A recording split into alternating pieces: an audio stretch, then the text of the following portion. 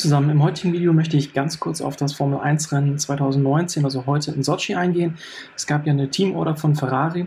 Ich selber gucke die Formel 1 ja mehr oder weniger regelmäßig, aber das Interesse hat natürlich über die letzten Jahre abgenommen. Besonders schlimm finde ich natürlich immer wieder solche Teamorders. Und heute gab es ja eine nach dem Start. Sebastian Vettel hat einen relativ guten Start erwischt und ist von Position 3 auf 1 vorgefahren, hat auch den Teamkollegen Leclerc überholt. Der hat sich dann im Anschluss gleich wieder beschwert und erst wollte er direkt vorbeigelassen werden. Das hat dann Sebastian Vettel nicht mitgemacht. Ferrari löste das dann über den Boxenstopp und hat einfach den Sebastian auf den alten Reifen so lange draußen gelassen, bis der Leclerc eben entsprechend auf der Strecke vorbei war und ihn erst dann reingeholt. Ich finde, das sind absolute Killer-Moves für den Sport, der ja mittlerweile schon extrem an Ansehen verloren hat.